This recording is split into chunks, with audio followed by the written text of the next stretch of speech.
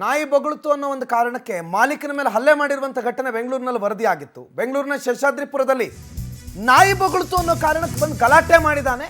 ಆ ನಾಯಿಯ ಮಾಲೀಕನ ಮೇಲೆ ಹಲ್ಲೆ ಮಾಡಿದಾನಂತೆ ಒಬ್ಬ ವ್ಯಕ್ತಿ.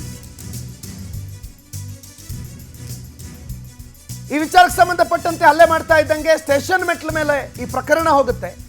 ನಾಯಿ ಮಾಲೀಕನ ಮೇಲೆ ಮಾಡಿದ್ದಂಥ ಹಲ್ಲೆ ವಿಚಾರವನ್ನ ಮಾಲೀಕ ಸ್ಟೇಷನ್ ಮೆಟ್ಲಿಗೆ ತಗೊಂಡು ಹೋಗ್ತಾರೆ. ನಾಯಿ ಮಾಲೀಕ ಶಶಿಕಿರಣ್ ದೂರೊಂದನ್ನು ದಾಖಲು ಮಾಡ್ತಾರೆ.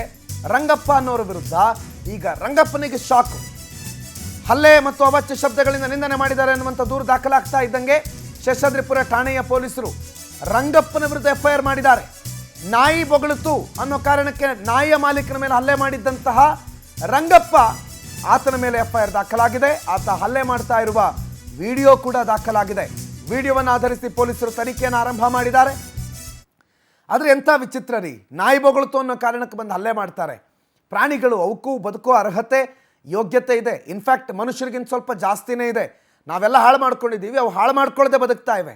ಅಟ್ಲೀಸ್ಟ್ ಒಂದು ನಿಯತ್ತಿನ ಪ್ರಾಣಿಯಾಗಿ ಬೆಂಗಳೂರಿನಲ್ಲಿ ನಾಯಿ ಇದೆ, ಅದನ್ನು ಆ ಮನೆಯವರು ಕಾಪಾಡ್ತಿದ್ದಾರೆ. ಅದು ಬೊಗಳುತ್ತು ಅನ್ನೋ ಕಾರಣಕ್ಕೆ ನೀವು ಗಲಾಟೆ ಮಾಡ್ತೀರಿ ಅಂತಂದರೆ ಇನ್ನು ಹಕ್ಕಿ ಕೂಗೋ ಹಾಗಿಲ್ಲ, ಮತ್ತು ಏನು ಪ್ರಪಂಚದ ಯಾವುದೇ ಬೇರೆ ಪ್ರಾಣಿಗಳು ಶಬ್ದನೇ ಮಾಡೋ ಹಾಗಿಲ್ವೇನು?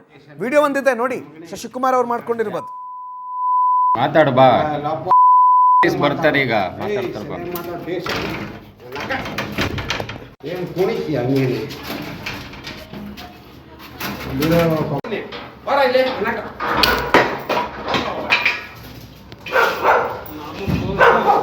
ನಡೆ ಒಳಗಡೆ ಹೋಗ ನೀನು,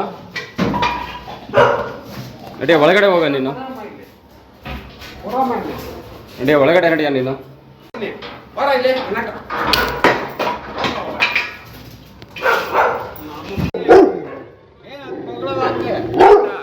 ಇದೇ ಕೊನೆ ಆದ್ರೆ ಸರಿ. ನಾನೆಲ್ಲಿ ಬೈದಿದ್ದೀನಿ?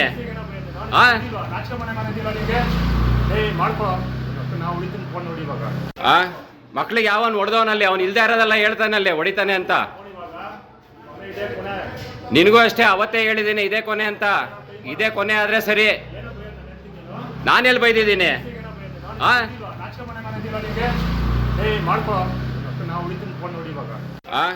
ಮಕ್ಳಿಗೆ ಯಾವನ್ ಹೊಡೆದವನಲ್ಲಿ ಅವನು ಇಲ್ದೇ ಇರೋದೆಲ್ಲ ಹೇಳ್ತಾನಲ್ಲಿ ಹೊಡಿತಾನೆ ಅಂತ.